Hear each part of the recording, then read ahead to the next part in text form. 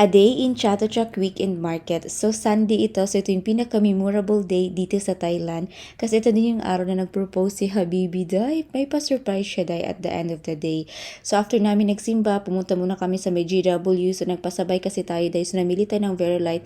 Bumalik kami ng hotel. Tapos, ayan, pumunta tayo dito sa Chatuchak Weekend Market. Super exciting ito kasi mga first-timer kami. At ito yung pinakamalaking weekend market dito sa Thailand. So, if mahilig kang mag-shopping, mahilig kang kumain, perfect place ito. At of course, gusto natin makamura, kaya dito talaga tayo magsha-shopping kasi ito yung pinaka-cheapest compared sa iba. Dahil Sunday ito, so open sila from 9 a.m. hanggang 6 p.m. yung whole market talaga. So Saturday at Sunday yun kasi dito is by schedule sila. Imagine yung stalls nila is 15,000. So ganyan siya kalawak.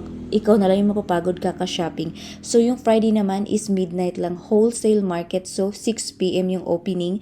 Wednesday at Thursday naman is from 7 a.m. until 6 p.m. So plant section yun. So ayan yung kanilang pasistema dito. So hindi talaga sila everyday open. So take note, Saturday, Sunday lang talaga kung gusto nyo mag-shopping to the max at mag-food trip. Nag-ikot lang kami ng very light, tingin-tingin kung ano yung mga available dito, ano yung mga binibenta nila, if mabubudol ba talaga tayo. So ngayon naman, nandito tayo sa food section. So sa mga mahilig dyan mag-food trip, ay nako, super perfect ito. So ayun kanilang pa-famous mango with bagoong. Of course, yung famous nilang mango sticky rice at yung mga iba't ibang famous pancit nila. Ay naku, ang dami talagang pa-choices.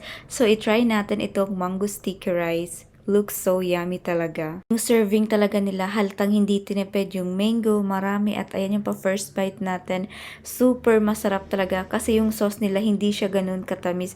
Kasi yung iba yung natikman namin yung sauce nila very sweet. Pero ito bet na bet ko talaga. So ayan, back to shopping tayo, window shopping. Tingnan natin kung ano ba yung mga item na makukuha natin dito sa Chatuchak Weekend Market. At dahil nga Sunday ito, bukas ang lahat ng mga pa-section nila, yung mga pa-market nila, expect talaga tayo na marami talaga mga tao. Pero wag kayong mag-alala, hindi naman ganun ka-crowded talaga na magsisiksikan kayo. Kasi nga imagine, 15,000 stalls ito. So marami talaga at by section sila, by number. So eto dito is yung kanilang mga pasalubong. At dito naman yung kanilang mga pa-furniture, mga pang-display sa bahay. At eto pa, sa mga mahilig pang-collection dyan, mga signature talaga. So eto yung mga patay decor na pa-gold touches na yayamanin talaga kayo nito. Super ang gaganda. So yung technique dito guys, magdadala lang talaga kayo ng maleta para lahat ng binibili nyo, ilagay nyo lang sa maleta or ipakahon nyo na lang. Sila na yung bahala na magpadala sa lugar nyo. At mukhang mga trusted naman sila dito. Wala naman akong narinig mga pa-issue. Pero mas maganda pa rin talaga na mag-ingat tayo. At itong area naman dito yung mga pa-antique nila. Ayan, sa mga na mahilig sa